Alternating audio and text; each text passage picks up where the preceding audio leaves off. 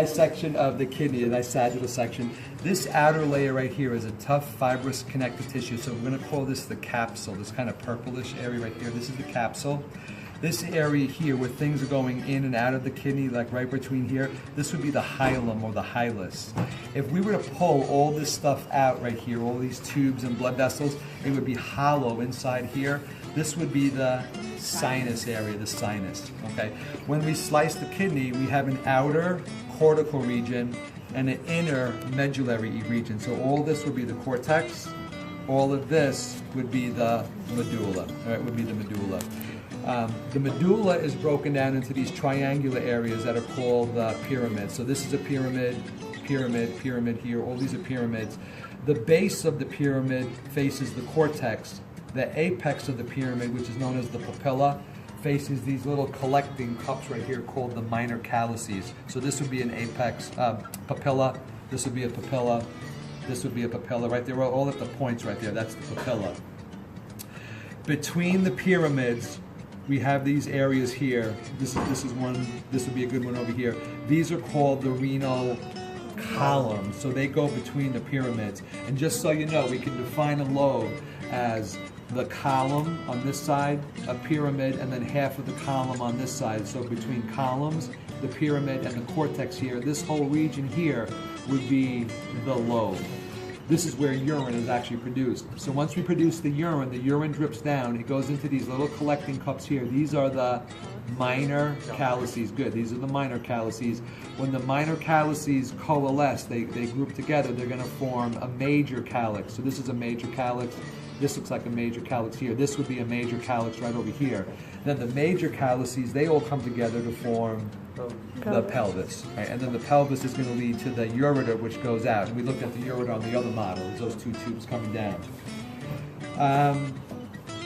Up over here, they're showing us, and I'll get into this over here, but this is white set of tubes here. This is showing a nephron in the renal pyramid. That's this over here blown up. So I'll show you that in a minute. Let's take a look at the blood supply into the kidney. So the abdominal aorta would be running over here. Off of the abdominal aorta, this is going to be the renal artery. So this is the renal artery. They're going to branch and give rise to these guys over here. These are the segmental arteries. Good, I hear it. The segmental arteries. They're going to divide into these arteries here, here, and here. Interlobar. Good. Those are going to be interlobar. Then they kind of arch around this way. These are called the arcuate arteries, right? The arcuate arteries, so right there. So they're the arcuate arteries. And then they're going to give rise to these little dudes that go up like this into the cortex. So you can call them cortical radiate arteries, or we can call them interlobular arteries. Good. All of these are the interlobulars. And these are the ones that are going to feed the Bowman's capsules. The veins going down are the exact opposite. So the veins right next to the interlobular, these are going to be the interlobular veins. They're going to lead to the arcuate veins. They're going to lead to the interlobar veins. We're going to say there's no segmental veins, just to make it easy. So these interlobar veins are just going to lead to the renal vein, which is over here. Okay, so the renal vein is right next to the renal artery. Now, here we have a pyramid blown up. So this would be the papilla over here. This would be the capsule over here. All of this would be the cortex. Right? And again, this would be the pyramid. This is a lobe. I'm sorry, this is a lobe. This is the cortex. This is the pyramid over here. Let's follow the blood vessels up. Running up along the pyramid, this would be the interlobar. This would be the arcuate. Now, this is going to be the cortical radiate or the interlobular artery blown up. Notice the interlobular artery is going to give rise to one that comes off, and that's going to go into this glomerulus over here, inside the Bowman's capsule. So this is going to be called the afferent arteriole. The little one that comes out right here, we see part of it, that is the efferent. Here's an afferent going in, here's an efferent going out. The reason I know this one is the afferent is because it has a bigger diameter. The efferent is a smaller diameter, so that's how we could tell the difference. Right, so the afferent arteriole, this is the glomerulus right here, and then here's the efferent arteriole right there. Okay? Same thing here, afferent, efferent. Now, the efferents, when they come out, they're going to form these capillaries that are going to go around these tubes. So right here we can see the tubular capillaries, and now the veins are going to form. This would be the interlobular vein, arcuate vein right here, interlobar vein runs down over here. Let's take a look at the actual nephron. So the two parts of the nephron are going to be this. This is known as the renal corpuscle. It includes the Bowman's capsule, that's this outer capsule here, and the glomerulus. So these two structures, this white thing and these blood vessels, is the renal corpuscle. The renal corpuscle is going to give rise to the first tubule. This is the proximal convoluted tubule.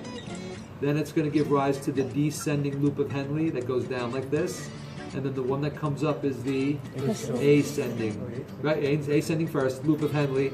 That's going to give rise now to the distal convoluted tubule. Remember also that the distal convoluted tubule goes close to the afferent arteriole, and I'll show you why that is in a minute. But notice that distal convoluted tubule, so you don't get mixed up, always comes back to this area. Now the urine is probably formed at this point, and the urine is going to go into this big middle tube here that runs down the middle. That is called the collecting duct. And you'll see the collecting duct receives from a bunch of different nephrons. It's receiving from this nephron, there'll be another nephron coming in here. All these nephrons kind of going, it's like a main line of receiving urine, okay? Now we're going to take this here and we're going to blow this up. So what we're looking at is the renal corpuscle. So the renal corpuscle has the Bowman's capsule here. You can see it's lined by a nice simple squamous epithelium. This we sometimes call the parietal epithelium that lines the capsule. Inside it is a tuft of capillaries called the glomerulus.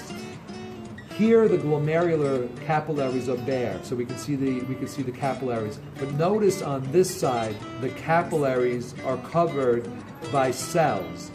These cells are called podocytes. Right? The podocytes we could also call the visceral epithelium. Right? So that's going to be the podocytes there. Going into the glomerulus, this big guy would be the afferent arteriole. The little one coming out, the efferent. So right here, this is where this is the capsular space right in here. This is where the filtrate is made. The filtrate is the beginning part of urine formation, so that filtrate is going to go in here to the proximal convoluted tubule. So we see that right here. This is the proximal convoluted tubule. That's the same as right over here. We're just seeing that part of it, right? But it can continue on. So we're seeing a little bit of the proximal convoluted tubule. Then we're seeing here, remember I said the distal convoluted tubule always comes by this? So now we're looking at it right here, this part. Okay, so this is the distal convoluted tubule. What I want to point out is, on the distal convoluted tubule, you'll notice some of the cells are closely packed together. They're more columnar in shape opposed to cuboidal. Usually they're cuboidal, but these are more columnar, and they're packed closely together. So this is what we're going to call the macula densa. Macula densa. And then there's cells right here on the proximal convoluted tubule, on the afferent arteriole, thank you. These are known as the juxtaglomerular cells.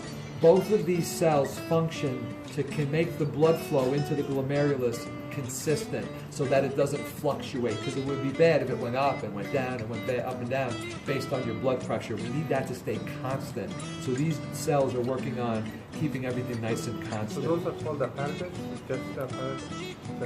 Juxtaglomerular cells, that's it. The whole thing, the macula densa and the juxtaglomerular cells, sometimes they call that the juxtaglomerular apparatus or the juxtaglomerular complex. That would be okay too. Okay, so that's mostly most of the things on this model. This one is similar to this, but we're kind of looking in this region here. We're kind of looking up where the Bowman's capsules are. So just to show you what we're looking at here, this would be the level of the arcuate artery right here. This would be the radial cortical artery or the interlobular. These would be the afferent arterioles, and then these little guys coming out, efferent, right? And they're going to lead to the peritubular capillaries, and then they're going to become the veins that go backwards. So let's take a look over here. This is the afferent arteriole going into this Bowman's capsule. Leaving the Bowman's capsule, bear with me 1 second, right here, this is going to be the proximal convoluted tubule. So all of this is the proximal convoluted tubule. That's going to lead then to this tubule going down. This is the descending loop of Henle. This is the ascending loop of Henle here in purple. Then this is going to go to the distal convoluted tubule. Again, notice the distal convoluted tubule. What's it next to? The afferent arteriole. They always go together. And then the distal convoluted tubule is always going to lead to the collecting duct, which is yellow. So here's another thing you can make sure, because sometimes students get confused. They say this is the proximal convoluted tubule and this is the distal. And I just did it now. I checked. This is next to the collecting duct. This has to be the distal convoluted tubule because it can be confusing. So always verify that you're looking at the collecting duct because that's connected to the distal convoluted tubule. So now the urine goes into here and it's going to go straight down the collecting duct, and this will be where the papilla is. Okay. So these are just other neurons, other nephrons. Same type of thing. They have all the same parts, but if you know one, you know them all. That easy.